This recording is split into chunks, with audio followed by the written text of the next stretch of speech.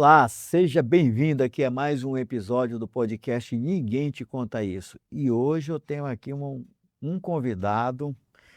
Olha, vou pegar aqui com o currículo dele aqui, ó. Pós-doutor em Direitos Humanos, Sociais e Difusos pela Universidade de Salamanca. É isso? PhD em Direito Empresarial pela Pontifícia Universidade Católica. Isso. Especialização pela Universidade de Bolonha. Rapaz, e dá aula na PUC. Dou aula na PUC, É professor sofredor que nem nós. há 30 anos. Eu falo que professor é um sacerdócio. É, A pessoa tem que gostar. é, Porque tem uma turminha aí que a gente pega em sala de aula às vezes, é verdade, é verdade. mas também passa muita gente boa pela nossa mão, não É. passa? E eu acho que a gente aprende muito, né, com os alunos. Eles acham que são eles que aprendem, mas eu acho que quem aprende são os próprios professores, né? É. E eu estou falando aqui com o doutor Écio Perim Júnior, uma dificuldade para falar Écio, mas na verdade Écio, né, que eu já ia falar Élcio. Isso. Mas eu tenho certeza que se eu falasse não ia ser o primeiro a errar.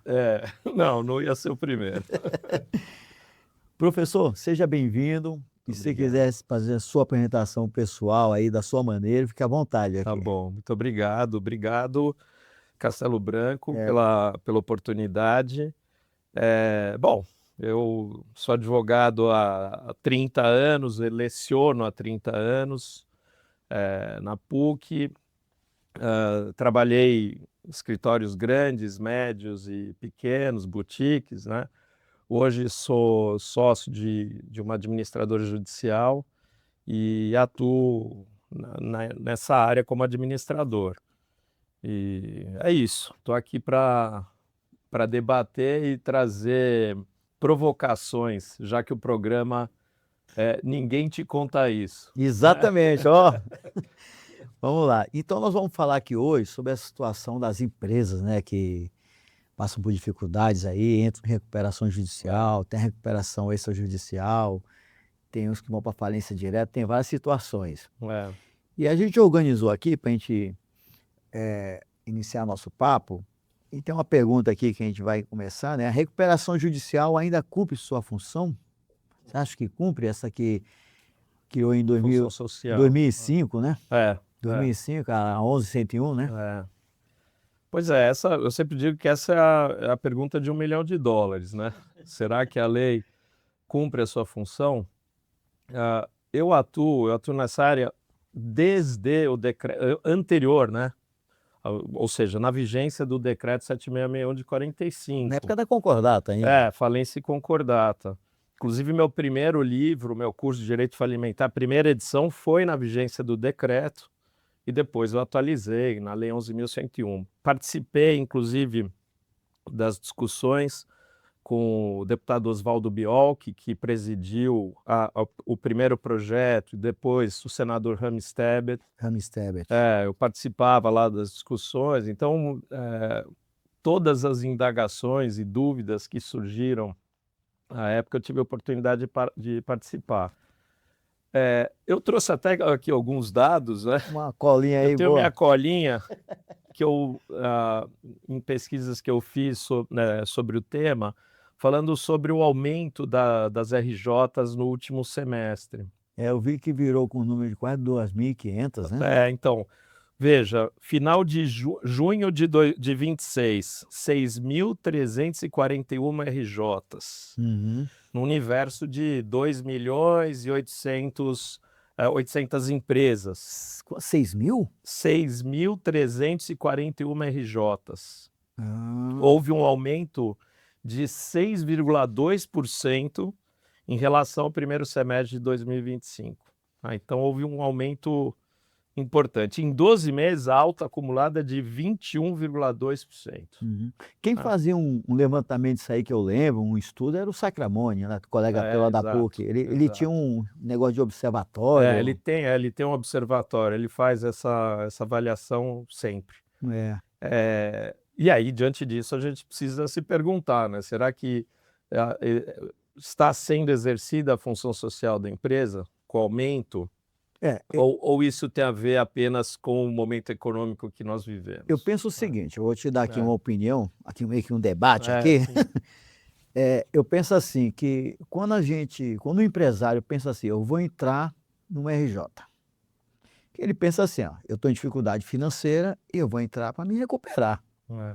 Vou usar uma lei que tem um benefício lá, 180 dias para você se organizar e ficar livre dos processos judiciais, o stay period, É. mas para a gente se recuperar. Mas a pergunta que eu faria para cumprir a função social é se a empresa se recupera, É. se ela tem conseguido se recuperar dentro desse período que ela está em recuperação social, que são os 2 anos e meio, né, que é o Estado fiscaliza a recuperação. É. Realmente as recuperações têm durado muito mais tempo que Sem isso, dúvida, sem dúvida. muito mais tempo que isso, mas eu penso que seja por esse caminho. Você tem esse dado ou você tem noção de se as empresas estão conseguindo se recuperar? Então, esse é outro problema, né, que nós Uhum, notamos.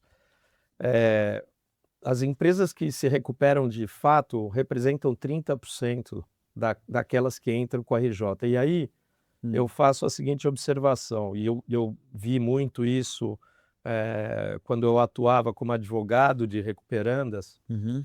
que muitas vezes quando a empresa toma a decisão de pedir RJ, já é point of no return, já era. Ah, isso E aí fica aí, enxugando o gelo, fica lá e pega empréstimo aqui, ali, e aí vai se enforcando mais, a instituição financeira dá mais corda, aí quando ele busca o escritório, você fala: "Olha, a sua empresa quebrou, quebrou. quebrou, ela não tem mais volta".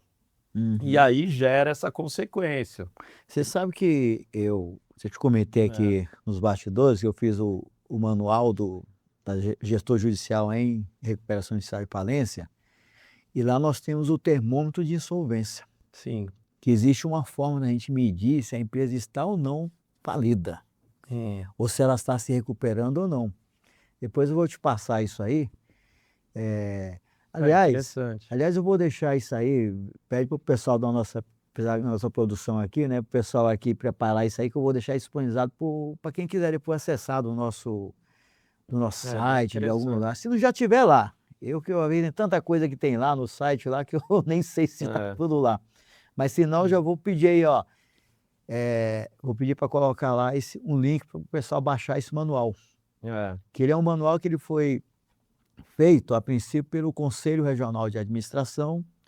E eu fui autor desse manual, com a equipe lá, e a gente mostra que dá para medir a empresa todo mês, se ela está em situação de falência ou não, Sim. se ela é recuperável ou não. É. E aí acho que é interessante isso É, para o mundo da recuperação. eu acho. Na verdade, eu acho que a 14.112, né, de 2020, que é a reforma da 11.101, ela melhorou o ambiente de negócios. Ela melhorou. Em que sentido? Ela, Sabe por é, quê? Eu só via lá o eu nosso sou amigo, otimista, né? eu só vejo lá o nosso amigo comum, Daniel Carlos É, Costa, é, que ele lutou muito por essa lei, fez parte das comissões lá. na E reforma, exatamente.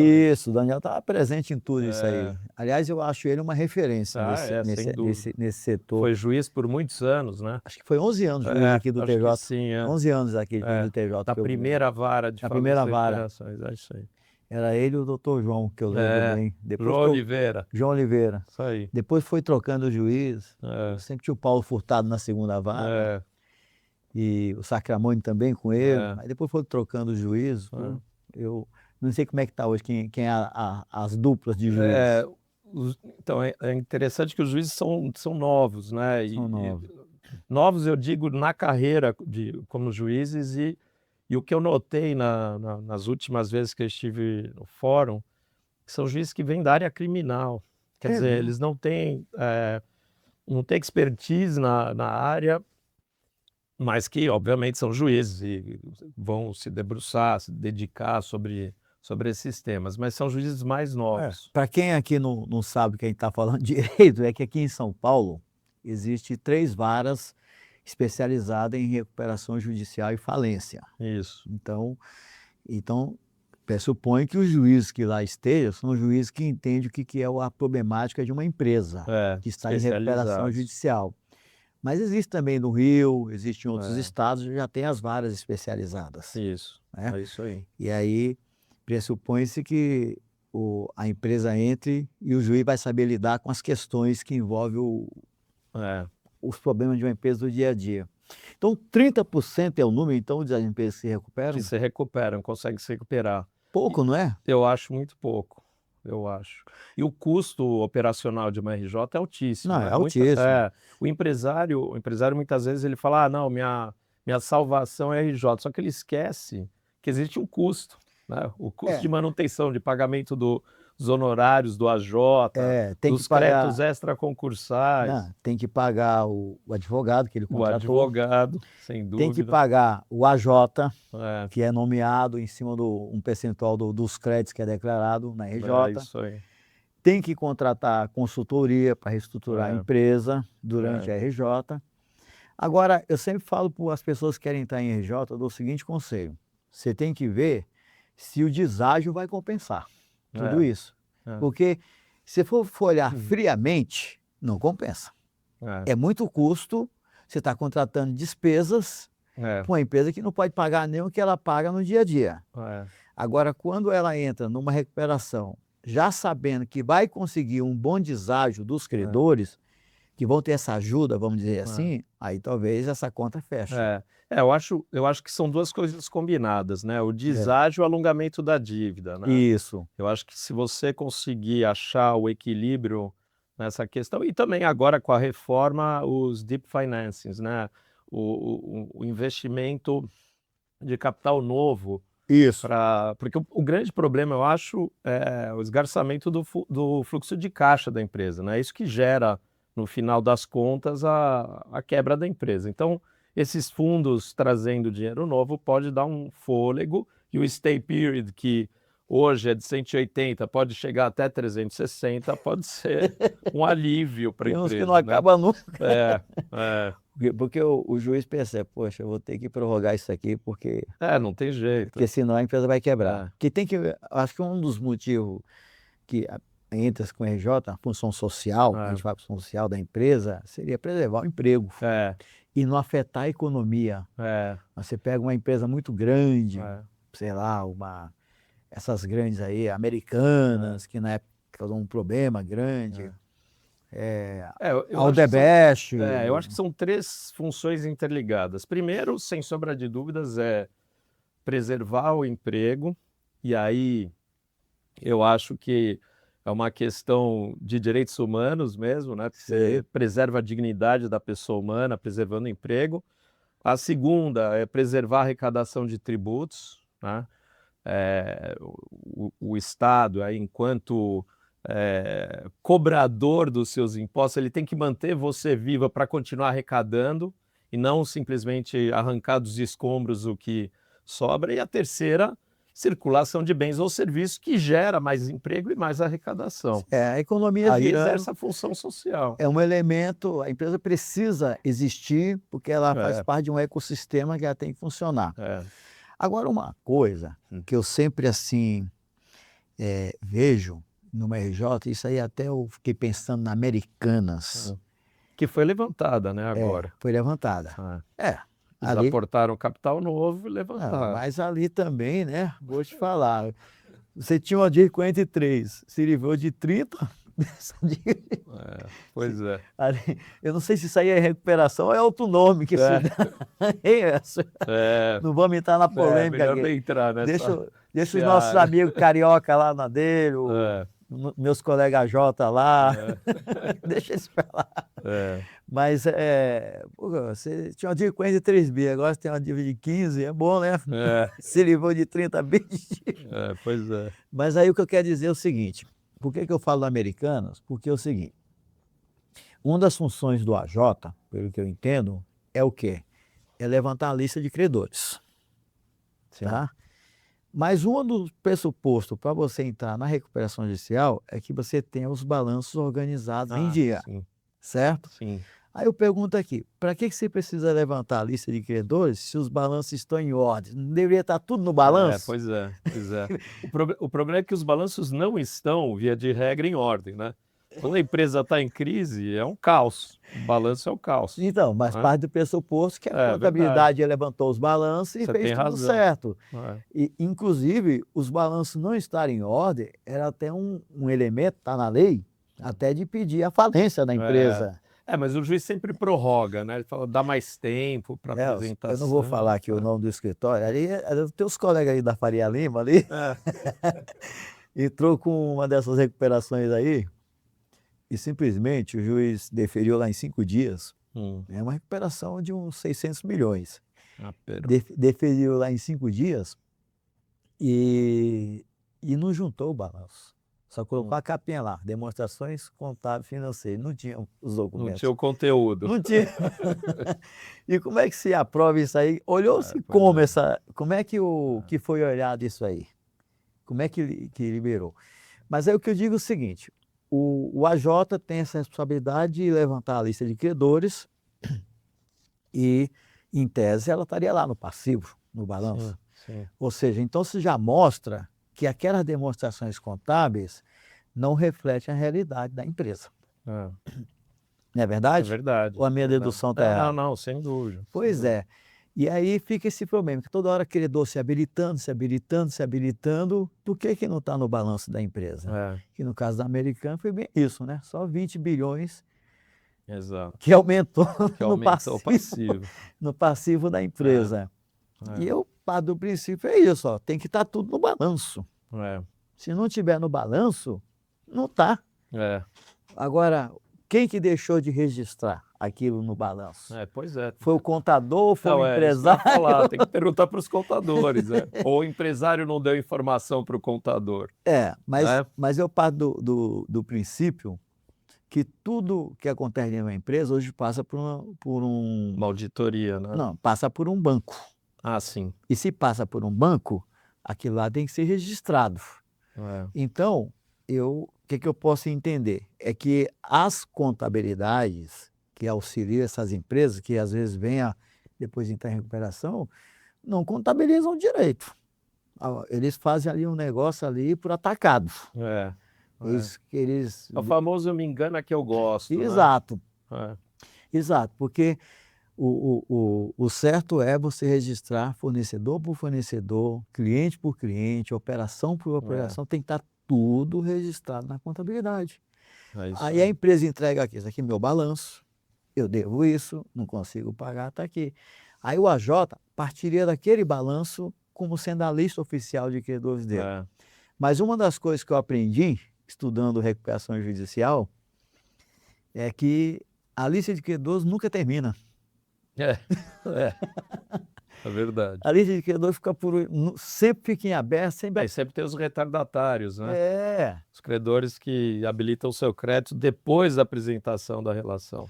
Agora, você que é um especialista, pelo que eu entendi aqui, estou diante de um especialista primeira linha aqui de recuperação judicial, o que foi realmente que a lei 14.112, que atualizou a 11.101, mudou de verdade? O que é que de uma lei que em 2005 entra a lei? E aí a outra foi quando? Foi em 2020. 2020. 14.112 de 2020. Aquela que o Daniel trabalhou muito nela. Que a gente falou para ele assim, Daniel, você tem que esse negócio de tirar esse nome daí, perícia prévia. Eu sou perito, né? Eu falei, isso não está errado. Tira isso aí. Aí ficou perícia de constatação. É verdade. Laudo de constatação. Laudo de constatação. Porque, na verdade, não é uma perícia. O AJ não tem condição ali em 5 dias pegar... de constatação, é de consolidação. Né? Um AJ não tem condição de, quando o juiz uma empresa bate lá na porta do judiciário, olha, vou entrar em recuperação. Se é uma empresa que tem muita relevância no mercado, o juiz mantém aquilo até em sigilo. Sim. Porque ele sabe que o simples fato de a empresa ter pedido recuperação, aquilo lá já tem um problema no mercado grande. Ainda mais se ela for de capital aberto. Isso. Né? Aí, se ela vai fazer a constatação, a perícia, né? A perícia prévia. Vai periciar o quê? Não tem como você periciar uma empresa que movimenta bilhões, milhões em 5 dias. Não tem nem como você saber. Não, e a Aí, complexidade da operação que impede esse tipo de coisa, quando você vai fazer pois essa é, avaliação. pois é, uma perícia É, pode demorar meses é, para ficar pronto. Aí o nome que se achou mais adequado foi constatação. É constatar se a empresa entregou toda a é, documentação, se a empresa existe. é, O próprio Daniel comentava, né? Ele foi um professor, Daniel. O é. próprio comentava para a gente lá em sala de aula que tinha empresa que ia lá, tinha os computadores nem na tomada estavam ligados, só para enganar o O AJ lá. AJ que vai fazer a relação, né, de Ou seja, bens. a empresa só existia só um CNPJ, não É, tinha, não tinha escritório, não tinha nada. Então isso a gente percebe essas bastante. empresas estão gastando o tempo do judiciário e o recurso do É, contribuinte, que querendo ou é, não, todos nós contribuímos para que o é. sistema funcione. Então, Mas na sua indagação, você perguntou, o que você acha que que mudou, efetivamente mudou de verdade. melhorou no ambiente, né? Eu acho que, primeiro, a profissionalização do AJ, a 1412, ela traz, nas próprias alterações, a necessidade da profissionalização de um AJ. E a gente nota no mercado que houve essa profissionalização. No início da vigência da 1101, existiam muitos AJs na pessoa física que faziam, só que na complexidade de uma recuperação judicial, você não consegue atuar de E, o- forma individual. e o Você que, precisa de um escritório e, e o que multidisciplinar. você chama de profissionalização do AJ? Profissionalização é o tratamento multidisciplinar. Por exemplo, no nosso escritório nós temos contadores, administradores, economistas e advogados. Tem que haver Certo. essa atuação multidisciplinar, porque senão você não consegue conduzir Porque uma RJ que seja de grande a porte, né? empresa vai lá, te entrega um kit de documentos, É, você tem é, que ter gente especializada para analisar se aquilo exato. ali É. tá Fora ok. os incidentes processuais que existem, né? Muitos incidentes são É, criados. então, se você não tiver uma equipe profissionalizada e uma grande equipe para atuar, você fica perdido num processo como esse. No teu caso, você gosta mais de trabalhar peticionando direto no processo principal ou você gosta de criar incidente para as coisas? Depende do caso concreto. Eu não posso te responder qual que é o melhor. Assim, depende do perfil da dívida, se tem crédito trabalhista ou não, se é só crédito bancário, se tem muito fornecedor. Tudo vai depender de qual é o modelo dessa dívida. Explicando aqui para o nosso telespectador, assim, o incidente processual, ele ocorre, por exemplo, vou dar um exemplo que talvez encaixe bem. Vamos supor que uma empresa ela tem 10 fábricas e ela quer vender uma dessas É, fábricas através de uma UPI, né? para criar, para levantar um caixa para colocar É, dinheiro. Então ela cria um número de processo separado, ligado ao é, processo pessoal, só para controlar todo o é, processo de venda, negociação, é. para ficar transparente. Então, essa é uma inovação da lei. Ela traz as UPIs, a Unidade de Produção Independente, né? Que traz a Unidade de produção individual, né? individual, Individual. para mim.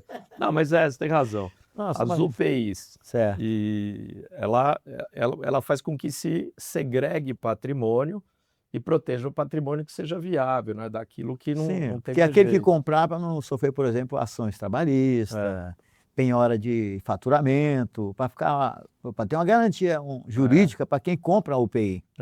exato. Outro mecanismo que eu acho relevante, que a gente viu que começou a crescer no mercado, são os DIPs, né? Os fundos de distress que investem nas empresas, porque vem como nicho de mercado importante. Muitas vezes a empresa ela está financeiramente eh, mal administrada, mas ela tem uma gestão boa e vice-versa, né? Precisa de um dinheiro E precisa de e um um compliance capital, na gestão. exato, exato, na gestão. É. Então eu acho que também a possibilidade de investimentos através dos DIPs são importantes e foi uma inovação importante que a lei trouxe. O Master fez muito isso, não fez?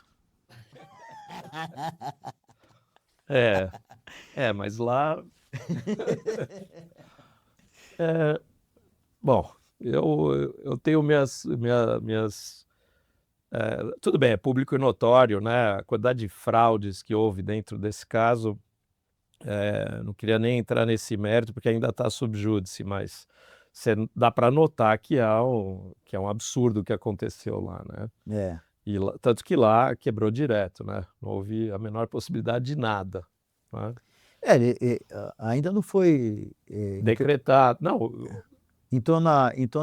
É a 6.028, é 6.038. a lei No caso, eles estão do regime bancário, é né? que, Do é, é sistema. que engloba banco, engloba é, essas empresas aí de plano de saúde, É. essas empresas de seguradora. É a liquidação extrajudicial, né? É que, Que na verdade, está dentro da lei de regime é bancário. como se fosse uma recuperação judicial. Então, mas quando o juiz determina a liquidação, é a quebra, É. né? E aí, no caso, aconteceu isso. Eu acho que não tem mais volta. Pode ser que amanhã apareça alguém que compre os ativos do banco e É. continue até com o A carta banco. patente, talvez, né? É. É autorização do Banco Não, Central. porque eles têm. É isso que eu falo o seguinte: quando eu falei do Master aqui, porque eu sei que eles andaram comprando, investindo dinheiro em empresas de recuperação, que estavam em recuperação Sim, judicial. sim. Apostando o quê? Que a empresa vai se recuperar e isso vai trazer É, dinheiro é, para o banco, é, que é um negócio é. legítimo. Tem Que é o o que BTG faz muito, através faz. da Enforce São lá, né? o que está na moda agora, special situations. Que é o nome bonito para dizer, olha, eu vou comprar essa empresa que está em crise porque eu vejo uma perspectiva nela, É. né? Agora é moda falar sobre esse termo. Se você pegar no Brasil, entre as 10 maiores empresas brasileiras, uma delas é a Itaúsa. É, E eles fazem isso o tempo inteiro exato, também com grandes negócios, exato, né? exato. Eles pegam lá, a empresa está com alguma dificuldade, chegam lá com dinheiro, compram a empresa, assumem no conselho e É, daqui a pouco é dono da empresa. é. Eu acho que um outro tema que a gente poderia abordar ainda nessa primeira indagação é a quantidade, a migração do mercado para RS, né, para as recuperações extrajudiciais. Sim, eu percebi que A teve gente nota, bastante deixa eu agora. pegar aqui A a cola. minha colinha, né? Ó, houve uma migração importante para as RS, né, e aí gigantes como a Raizen ou Raizen, que eu não.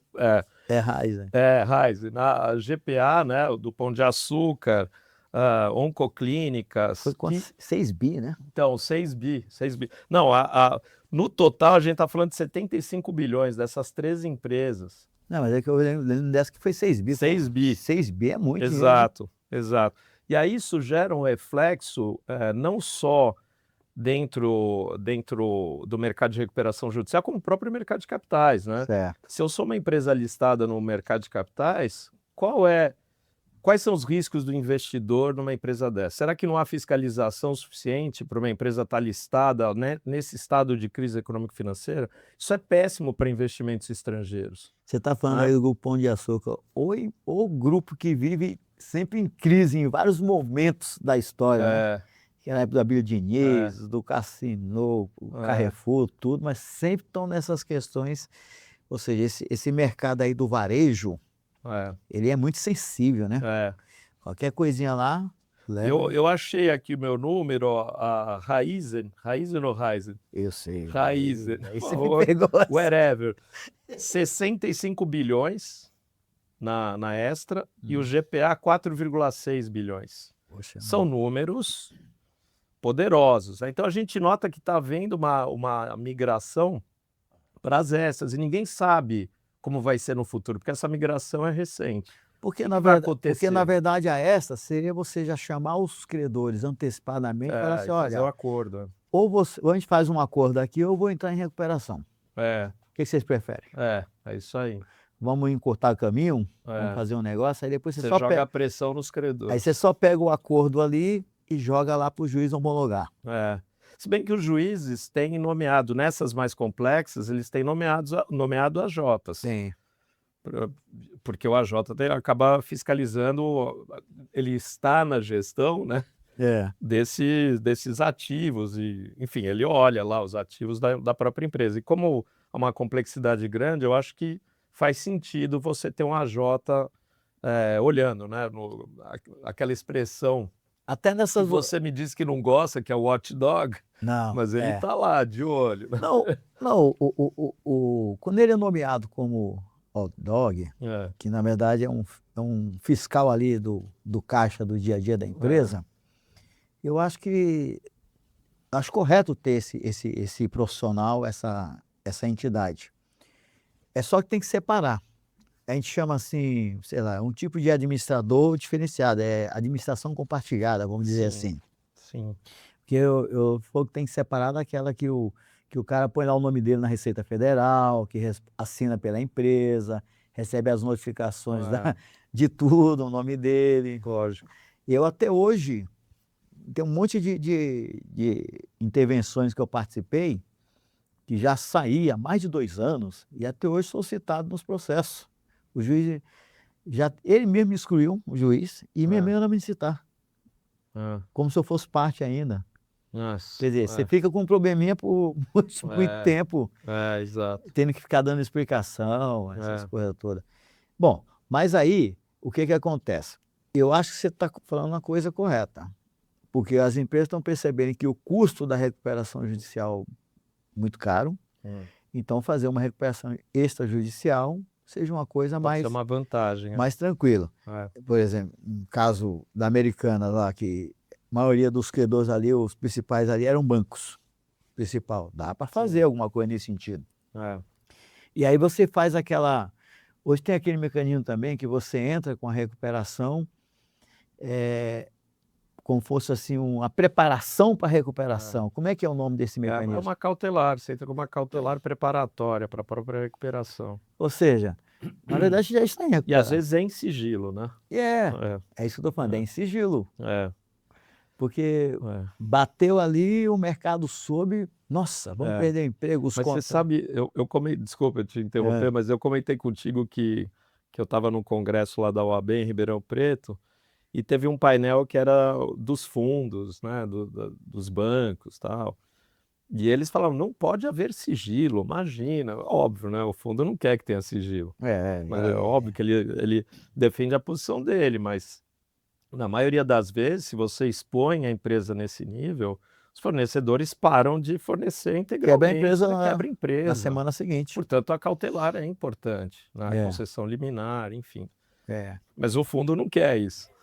Ele quer transparência e fala que é assim nos Estados Unidos, tal. Bom, Mas, então a enfim. gente, fechando aqui esse bloco aqui É.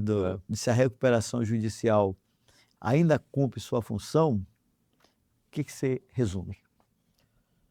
Eu acho que a alteração da lei ela veio para melhorar o ambiente. É isso que eu posso dizer assim. Eu acho que com a reforma da lei houve uma melhoria e é difícil responder, né? Eu sempre me questiono. A GV faz uma análise de ano a ano, a Getúlio Vargas, sobre os processos existentes, se a gente acha que melhorou o ambiente, se os processos se tornaram mais céleres. Eu acho que não, ainda não, né? Ainda eles são lentos. Mas eu acho que num futuro próximo a gente vai conseguir, através dos resultados das próprias REs ou das judiciais, perceber que melhorou sim, a função social está sendo de forma mais incisiva exercida. Eu Por acho que exemplo, um sim. americano não ter quebrado foi É bom porque- para o mercado. Exato, porque gera um efeito cascata positivo. Se ela quebra, seria pior, É, né? Porque não são só os empregos diretos, né? os indiretos. São os indiretos. Agora aqui, mudando Porque tem assim, muito fornecedor que fornece 100% para aquela empresa. E aí, quebrando você, eu quebro também. você chegou a ver o contrato que os fornecedores tiveram que assinar para Americanas para poder receber? Não. Rapaz, eu li. É. Eu estava num congresso. Show de horror. Nossa, o cara, para ele receber X% menor, tem que se comprometer com 1000 regras. Se atrasar um dia tem multa, se não sei o quê, se isso, se aquilo, um monte de coisa. Os fornecedores. Fornecedores. Ou seja, mas você pega assim, por exemplo, o seguinte, o cara é fornecedor de chocolate, no caso do Americana. Sim. O cara passou 6 meses produzindo toda a produção da Páscoa. Está quebrado. Está quebrado. Se ele não receber. né? Aí ele tem que aceitar as regras. Exatamente. Infelizmente é meio aceitar de engolir de garganta baixo. Vamos aqui para um outro tema, que é restauração ou transferência de prejuízo. O que você acha isso aqui? Por que isso aqui você quis comentar isso aqui com a gente? Me fala um pouquinho disso aí. A gente já falou um pouco aqui, mas eu agora especificamente. Reestruturação e ou transferência de prejuízo. O que na verdade Então, acontece? Essa foi outra discussão que a gente trouxe no Congresso. Até participei desse painel, participei com o Daniel Karen né? desse painel. O Daniel, qual o congresso que ele não está? Que ele não está, exato, exato. E eu acho que são as duas coisas, né? Eu acho que há uma transferência de prejuízos e é isso que a gente tem que lutar contra, né? Porque no final das contas, você deixar o prejuízo só na mão dos credores não é o exercício da função social da empresa, né? Então, eu acho que a gente tem que buscar o equilíbrio. Eu acho que aqui está a função do AJ também, administrar. O AJ ele tem que atuar de forma neutra, né? Ele é um braço do juiz ali dentro do processo. Ele protege os interesses dos credores, mas ao mesmo tempo do devedor também, porque a empresa tem que se manter viva. Então, eu acho que a grande luta do AJ é não deixar que ocorra essa transferência de prejuízos aos credores, com haircut enorme e alongamentos de dívida impossíveis de serem pagos. Eu acho que é isso. Quer ver, você põe lá assim para o credor, olha, no primeiro ano eu vou te pagar 10%, só que eu vou querer 10 anos para pagar o saldo. Exato. Aí a recuperação dura só 2 anos, fiscalização do judiciário, 2 anos e meio, 6 meses mais os 2 anos, e aí depois ele não paga os credores, já saiu fora da recuperação. É verdade. Isso é uma coisa assim, E aí, está sendo exercida a função social da empresa? Não, né? Eu acho que não. Eu acho que muitas das vezes, se eu posso dizer isso aqui, seria o seguinte: a pessoa está devendo lá 100 milhões, só numa recuperação grande. Ela faz assim, olha, se eu entrar em recuperação, eu vou pedir um deságio de pelo menos 70%, 60%. Ou seja, você está se livrando de 70% da sua dívida. Ainda quer pagar os 30% que fica parcelado. É ótimo se recuperar assim. Não é verdade? É verdade. Então, se essa é a função da lei, então ela está cumprindo sim a função social. Se isso é permitido e isso vai ajudar o mercado. Agora, como é que ficam os fornecedores que vão ter que dar o deságio de 70%? Pois é. Eu acho que é aí que tem que haver a sensibilidade do juiz, né, com o auxílio do AJ, para entender se a empresa é viável ou não, né? Porque tem empresas, como eu disse no início, existem empresas que quando te procuram, você já quebrou, ele já passou o break-even da operação e não tem, mesmo que ele produza 100% na sua capacidade de produção, ele não vai pagar nunca a dívida. Então cabe ao juiz separar isso, né? Então, deixa eu te falar aqui uma coisa, pensando aqui, vamos mudar aqui a lei. Não seria inteligente, por exemplo, o seguinte, já lá no protocolo da ação, o juiz tem um mecanismo ali dele calcular esse índice de insolvência da empresa, saber se ela está falida ou não, porque é o que propõe lá o meu manual. Sim. É justamente você poder medir isso aí. Agora, a constatação prévia seria. Né? Agora tem um problema. Isso só é possível se o balanço da empresa for verdadeiro. Não. Exato, você tem que ter o balanço. Mas aí a gente cai naquele problema inicial, que quando a empresa entra no estado de crise econômico-financeira é porque o balanço já não existe, né? E esse foi mais um episódio do podcast Ninguém Te Conta Isso. E é para apertar o sininho, é para apertar, aonde tiver que apertar aí os botãozinhos todos aí, vocês apertem tudo aí, senão o pessoal briga comigo aí que eu não falo isso aí no final, mas agora eu tô falando em todos. O sininho, esse monte de coisa aí. Siga a gente aí, tá bom? Para a gente poder estar sempre continuando a trazer mais momentos maravilhosos como esse. Ok? E até um próximo episódio do podcast Ninguém Te Conta Isso.